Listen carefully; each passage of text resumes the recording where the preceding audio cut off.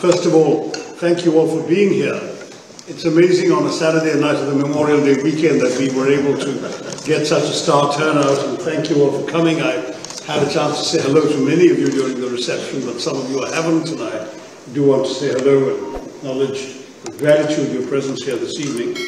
My colleagues and I literally arrived this afternoon, and our first stop was the September 11 Memorial. It was obviously a very moving moment for us, but it was also meant to send a very strong message that we are here in a city which is bearing still the scars of that savage terrorist attack in the wake of yet another terrorist attack in our own country. Unlike the US, I'm afraid we've had to endure a very much larger number of terrorist attacks in India. But we came both as a reminder that this is a shared problem, but also out of a spirit of solidarity with the victims, who included Indians, as Indra was reminding me, someone, a young Indian working in her own company, was one of the victims of 9/11. Indians, Americans, and very many other nationalities who were affected. It's a global problem, it's a scourge, and we must all fight it unitedly. So that was a very important message to convey, and my colleagues and I did that by going to the memorial and leaving roses on some of the names around the memorial pool. And having done that, we are now proceeding, as has been mentioned already, to 4 other countries before returning to the US, not to New York, but to Washington, D.C., on the 3rd of June, when Congress will come back from its recess as well. So our idea is very much to speak to a cross-section of public and political opinion in each of the countries we're going to about recent events which obviously trouble a number of people around the world and which now have subsided. There is a reasonable amount of calm that's reigning on the border between India and Pakistan today, but the fundamental underlying problem remains, and it's important that we try and enlarge your understanding of our thinking and our concerns about what's going on. So it's for us an opportunity. We will be in every country meeting members of the executive, meeting members of the legislature, meeting think tankers and influential foreign policy experts, and at the same time interacting with the media and public opinion in every one of these places. We're on our way to Guyana tonight, where Independence Day celebrations are about to take place, and we'll be seeing the President and the Foreign Minister and members of Parliament there, and we carry on similar programs in these other countries. Vinay had asked me to say a few words about what happened. By way of context, I mean, I think you're all aware that India has tried to be focused on a very different narrative from some of our neighbors. Our focus for some years now has been on being the world's fastest growing free market democracy, attempting to focus on the development of our economy, our high emphasis on technology and technological growth, and pulling large numbers of people from below the poverty line, not just into the 21st century, but into the world and the opportunities that the 21st century offers. And perhaps in that process, we had allowed ourselves in some ways to be complacent. Complacent may be too unkind a word, but we had not perhaps braced ourselves sufficiently for the malign influences in our neighborhood that did not want that story, that narrative to be told in an uninterrupted manner. We had been seeing in Jammu and Kashmir, which, as you know, has for the long time been coveted by our neighbors on the other side, Pakistan, we had been seeing not just peace, but increasing prosperity. In fact, Vinay gave me this wonderful nugget that the number of tourists in Kashmir last year was double the number of tourists in Aspen, Colorado last year. So that was the kind of of not just normalcy, but growth, prosperity that the people of Kashmir were enjoying as Indians and foreigners were flocking to Kashmir for tourism. So some people decided that they would want, first of all, to attack that process of normalization. Second, to undermine the overall Indian narrative as well as the prosperity of the people of Kashmir.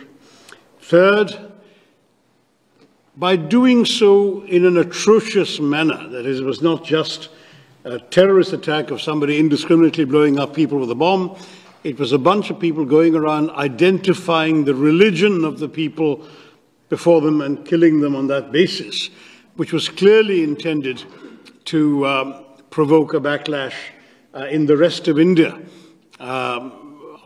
since the victims were overwhelmingly Hindu. In fact, 26 people died, 25 Indians and 1 Nepalese, and the Nepalese happened, of course, didn't get a chance to say he was Nepalese, but he was a Hindu, so he would have probably been killed anyway. And quite astonishingly, one person who wasn't killed was a Hindu professor who happened to be able to recite the Kalima, the first verse of the Quran, and therefore was not shot, which is a very interesting message. And it was very, very clearly, I mean, for us it was not that there was any doubt about the motives of these people, but it was particularly driven home. In many cases, the husband was shot and the wife was told to convey the message back that he was shot for his faith. And I'm very proud as an Indian to say that that did not happen, that there was no backlash, that Indians held together unitedly in the face of this atrocity. The Kashmiris, who are overwhelmingly Muslim, as you know, were not just completely distraught by what happened, but there was public rejection of this. The next day, the entire state downed its shutters. There was a public observance of support and solidarity for the victims. The state assembly as well, all shades of political opinion. One of the victims, I should have added, was a Kashmiri Muslim pony operator who attempted not just to save the lives of his customers, but to snatch the Kalashnikov of one of the killers, and it was turned against him. But others, I mean, I had a victim from my state of Kerala, who was a 61-year-old man who was walking in the meadow with his youngish daughter and her twin sons, aged 6, when they shot him. And I went to his home and called on his widow and his daughter and grandchildren. And it was very, very moving when this girl said that though she lost her father that day, she found 2 brothers. And the 2 brothers were 2 Kashmiri Muslim men who took her to safety, protected her sons, and eventually then accompanied her to the mortuary to identify her father's body and bring it back. So I give these examples just to say there was an extraordinary amount of togetherness cutting across religious and other divides that people had tried to provoke. But the message was very clear, that there was a malign intent that I've just spelled out for you. And India, sadly, had no reason to doubt where it came from, because within 1 hour of the atrocity, a group called the Resistance Front had claimed credit.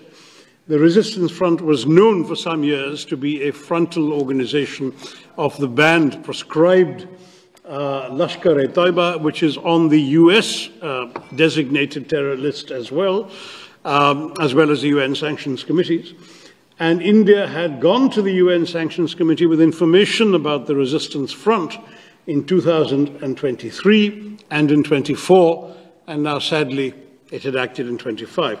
They repeated their claim the next day until, of course, global condemnation, I think, woke their handlers up to the dangers as represented, and then they deleted their claim on the 3rd day.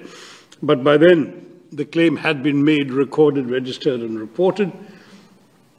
And for us, therefore, the culpability lay not just with the four or five, we're not 100% sure, evil killers who came to Pahalgam and did this atrocity, but also with those who had sent them, financed them, equipped them, trained them, guided them into doing this. And since we knew where Lashkar-e-Toiba is headquartered, it has its not just a safe haven, but a rather generous 200-acre campus in a city in the heartland of Pakistani Punjab. We also knew where the responsibility lay. Sadly, Pakistan chose to follow its usual path of denial. In fact, Pakistan, with the help of China, succeeded in removing a reference to the resistance front from the resolution of condemnation that was drafted in the Security Council, the press statement actually, not resolution, in the Security Council of the UN 2 days later. But though the name was not mentioned, it was, as I said, a matter of public record, and we knew what was happening. India replied immediately that we would not let this go unanswered. I don't work for the government. As you know, I work for an opposition party, but I myself authored an op-ed in one of India's leading papers, the Indian Express, within a couple of days, saying the time had come to hit hard but hit smart. And I'm pleased to say that's exactly what India did. On the night of the 6th, 7th of May, it was 6th here, it was 7th for us, at 1:05 in the morning, a time chosen deliberately to avoid any risk of too many civilians wandering about or any collateral damage, very precise and calibrated strikes took place on 9 specific known terrorist bases, headquarters, and launch pads. Those included those of the Lashkar-e-Toiba in a place called Muridke, those of the Jaish-e-Mohammed, the organization that is responsible, amongst other things, for the murder of Daniel Pearl, some of you knew in New York, and others, Jaish-e-Mohammed in Bahawalpur, and in Muzaffarabad, which is in Pakistan, the Pakistani-occupied part of Kashmir, there were no less than 3 different terror organizations which had their bases there, Harkatul Ansar, Harkatul Mujahideen, others. And so India sent a clear message, number one, that it was not going to take terror lying down, it would answer, but equally that by delivering very precisely calculated, calibrated strikes on very specific targets, it was also sending a message that this was not meant to be the opening salvo in a protracted war, but just an act of retribution, that we were prepared to stop with that act. In other words, not just in other words, it was officially conveyed. There is a regular hotline between the 2 Directors General of Military Operations. The message was conveyed that this was the intent, that it was pointed out that no military targets, no civilian targets, and no governmental targets had been hit, not even by accident, and that the message, therefore, had been delivered exactly and precisely to the terrorists and their handlers.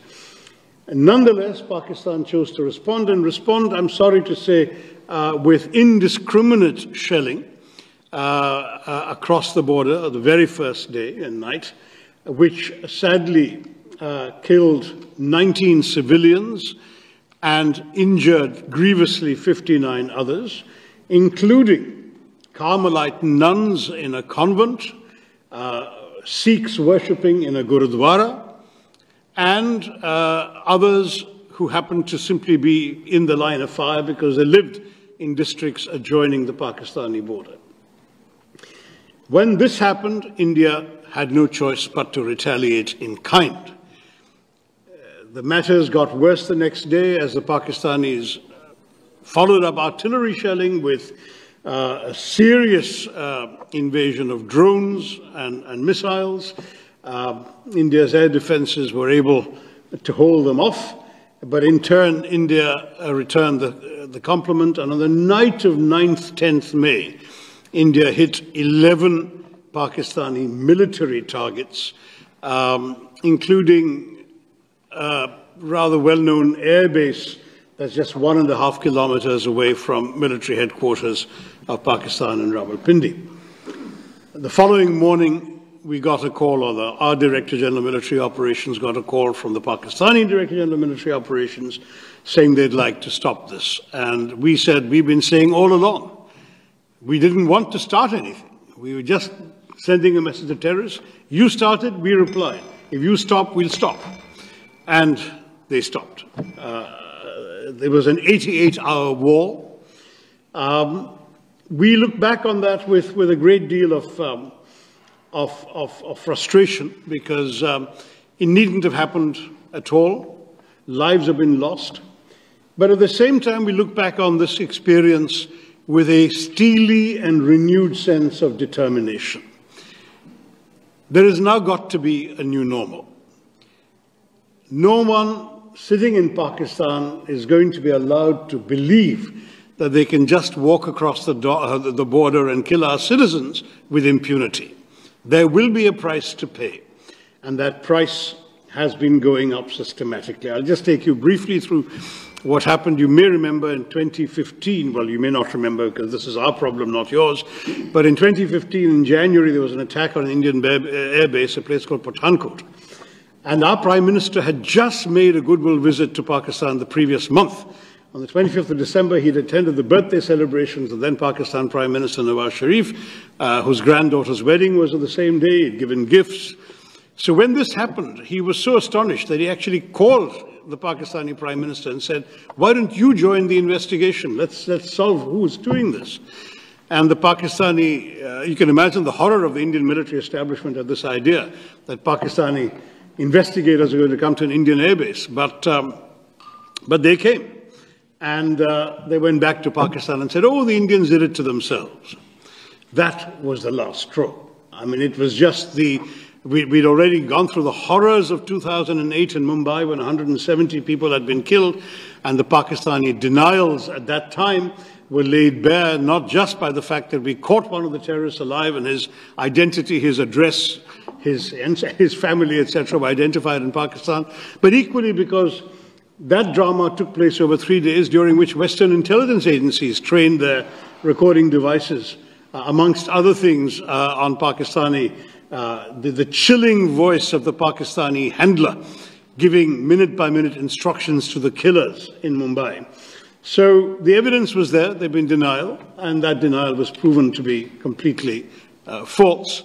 And as you know, thereafter, the Pakistanis claimed not to know where Osama bin Laden was, until he was found in a safe house right next to an army cantonment, in a city dominated by the army. This is Pakistan, and I'm afraid for us, 2015 was the last opportunity for them to behave, to cooperate, to really show they were serious about ending terror, as they claimed every time that they were. And since they did not do it in January, in September 2015, there was another attack in a place called Uri, also not far from the border, and this time India breached the line of control which we had rigorously observed throughout in every previous skirmish. We had never crossed the line of control. We crossed it with a surgical strike in September of 2015.